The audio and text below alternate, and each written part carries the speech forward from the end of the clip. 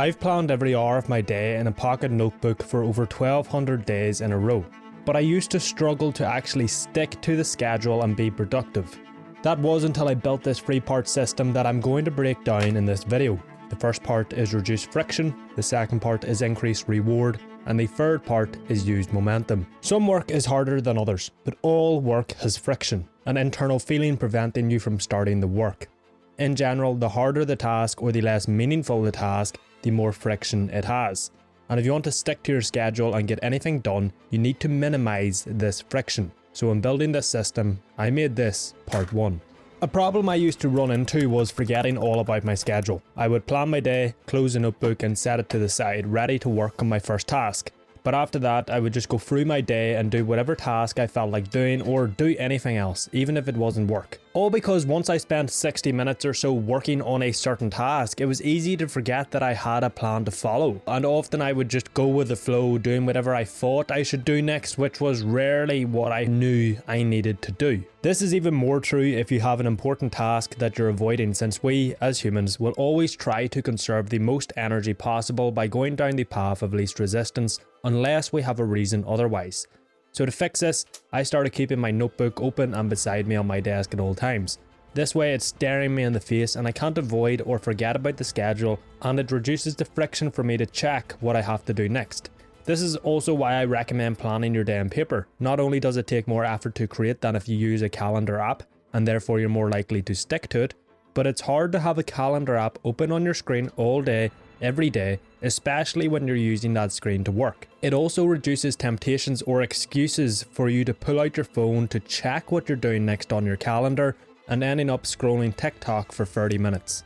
Either way, regardless of what you use to plan your day, find a way to have your schedule in front of you at all times so that what you have to do is obvious and in plain sight, rather than hidden in plain sight. Now if you want to see how I actually use the pocket notebook to plan my day, check out the video that I will link at the end of this one. When I did sit down to do the work that I scheduled, I would always try to do it in a state of deep work, undistracted, fully focused for 60 to 120 minutes at a time.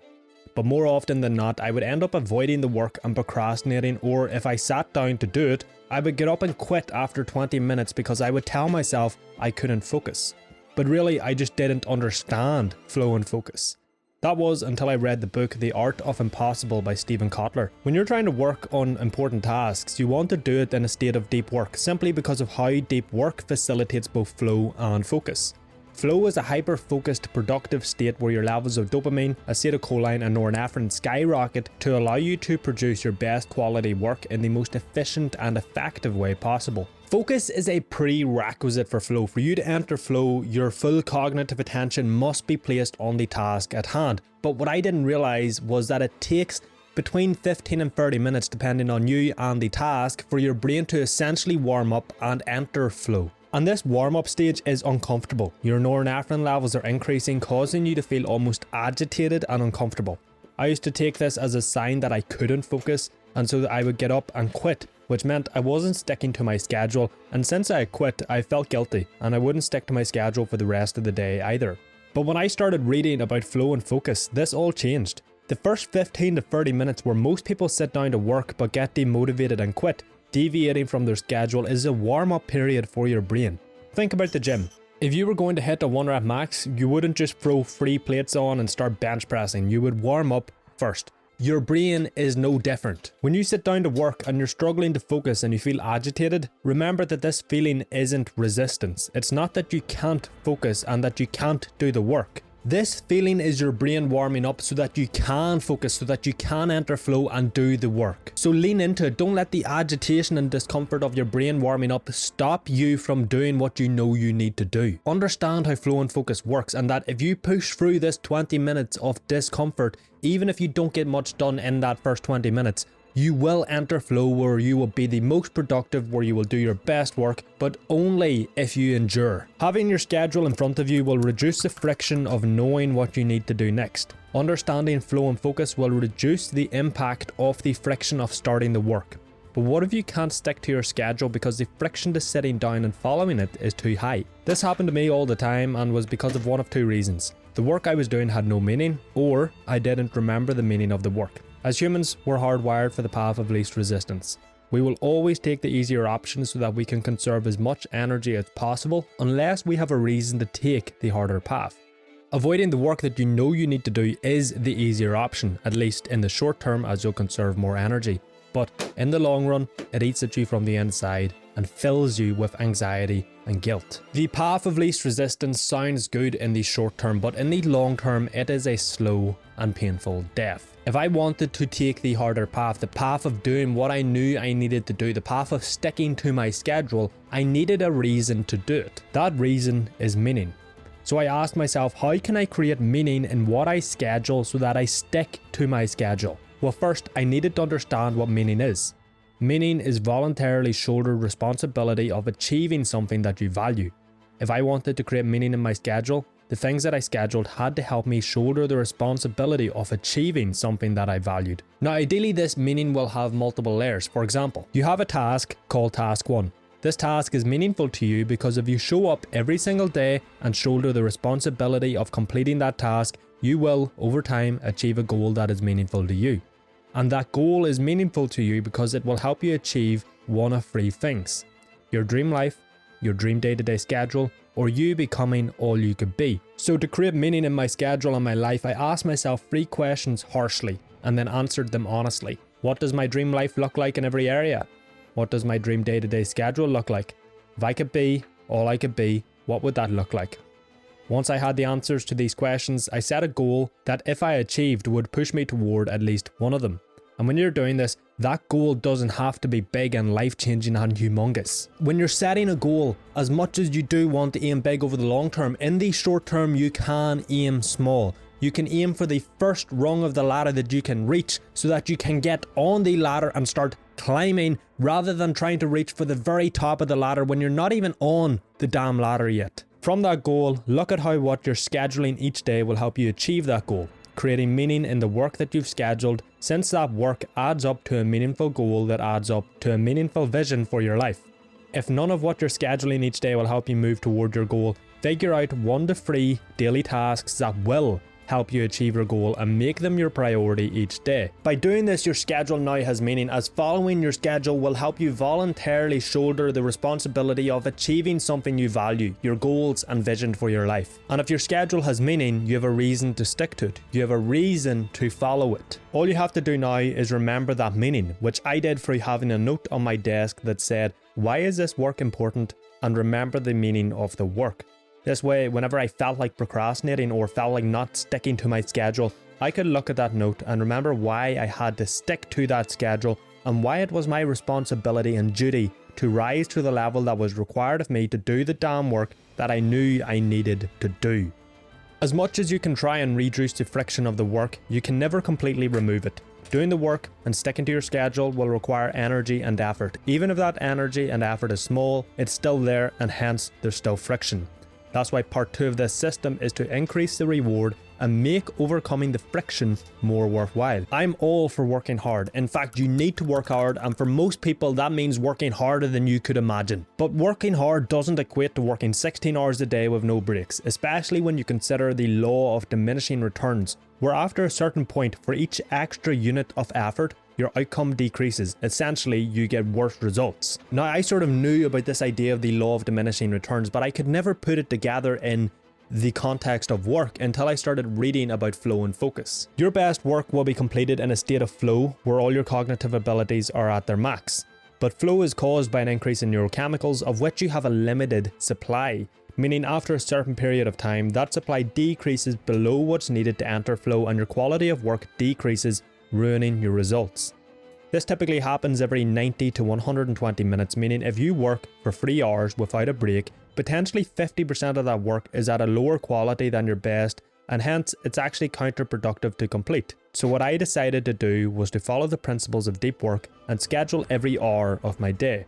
This way I could plan my tasks in 60 to 120 minute blocks of time, and after each task is complete, I could take a 15 to 30 minute break. I worked in line with the science of flow and focus, allowing me to work less, but get more done and get it done to a higher quality. Which, if I don't stick to my schedule, that can't happen. I end up falling behind and having to work more to catch up, or I just don't do any of the work and feel anxious or guilty. neither of which I want. This gives me an incentive to stick to my schedule, because if I stick to my schedule, I have the opportunity to work less, but get more done to a higher quality, allowing me to make more progress whilst working less, allowing me to do whatever else I want to do in life, making sticking to my schedule even more worthwhile. But we often make sticking to our schedule harder than it needs to be by not giving our mind time to recover.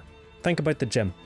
You wouldn't work out and train hard today, neglect recovery, and then expect to train to the best of your abilities and make gains tomorrow. Your mind is no different. If you want to make the work that you have to do enjoyable, so that way you're more likely to actually do it and stick to your schedule, you have to make sure that you let your mind recover at the end of each day. For your mind to recover, it needs time to do nothing. It needs time to sit and breathe and think. I used to think that meant I could just sit there and watch Netflix or scroll TikTok, but that's not recovery. That's hyperstimulation. Your mind, for it to recover, needs silence, and for you to make sure you get it, you need to schedule time to do nothing.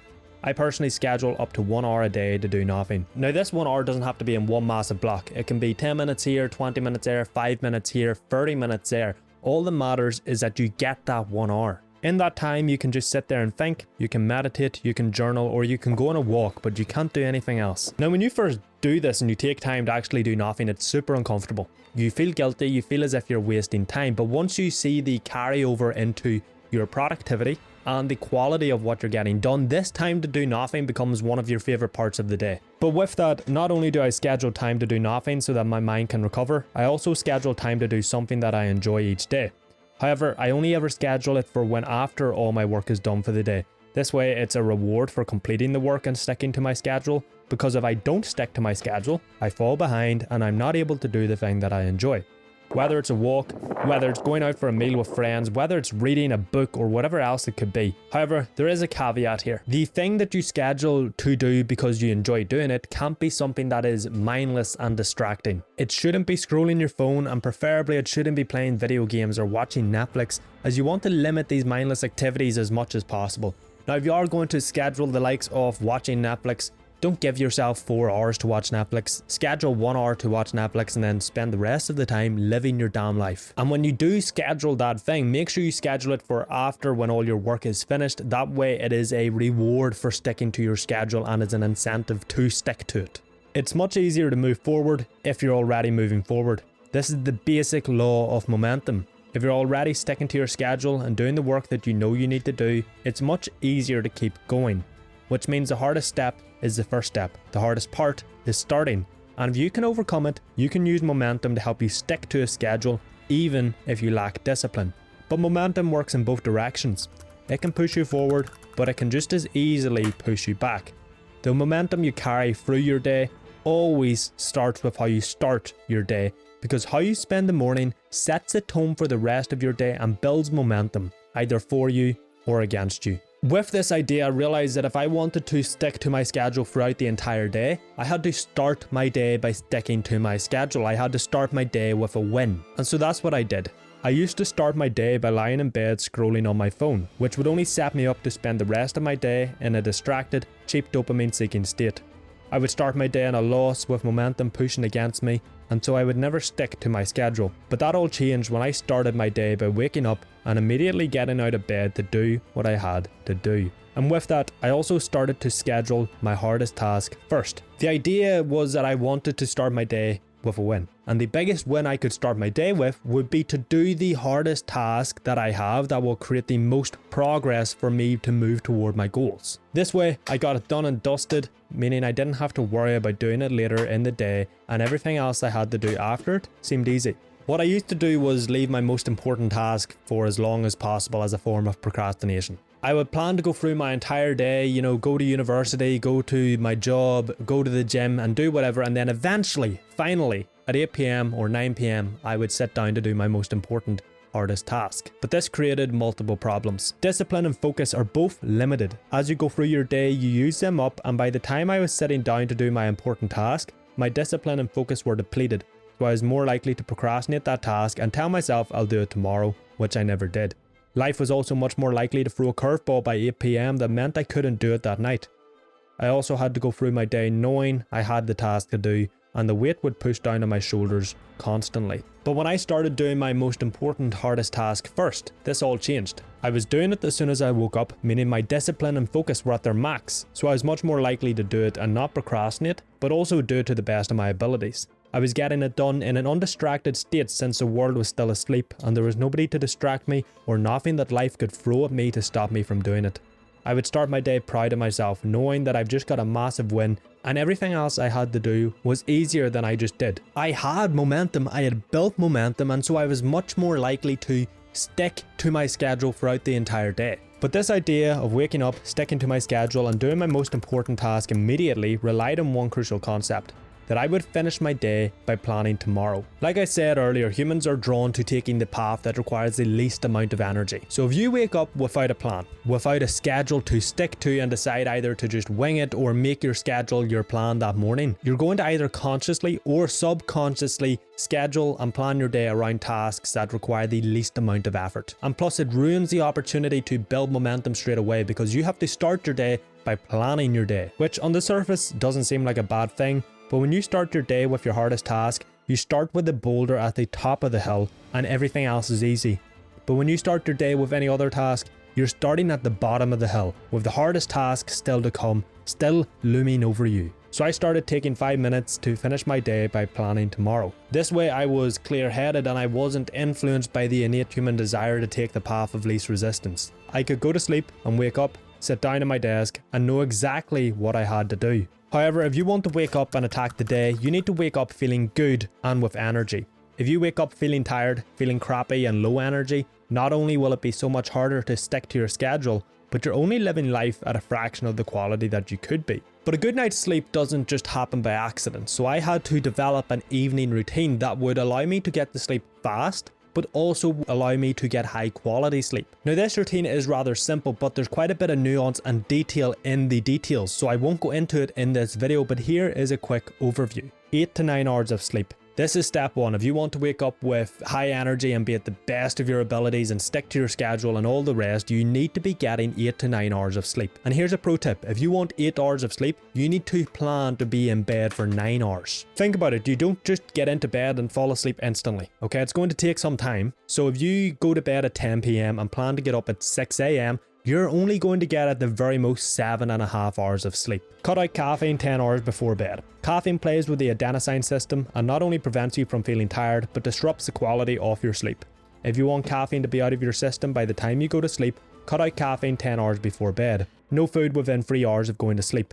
Eating within 3 hours of going to bed will disrupt both your sleep quality and sleep timing, simply because of how obviously eating food affects your energy and insulin levels, but also because your body has to redirect blood and energy to your gut to digest the food rather than doing your normal recovery sleep functions. So if you're going to bed, for example, at 10 PM, don't eat anything after 7 PM. No blue light or bright lights within 1 hour of going to sleep. Bright light and blue light signals to your brain that it's daytime, so it prevents the production or release of melatonin. Melatonin is essentially the sleep hormone, so if it's not being released, your body isn't going to go to sleep. But if you cut out all bright light and blue light 1 hour before bed, this won't happen. So turn off your phone, TV, laptop and iPads and turn off any overhead lights and instead read a book, journal or meditate. So like I said, this sleep optimization routine can be a bit more detailed and nuanced than this, so if you want me to make a video going over this routine in detail, let me know in the comments below. And my friend, that is it for this video. As always, thank you for watching. If you want to see how I use a pocket notebook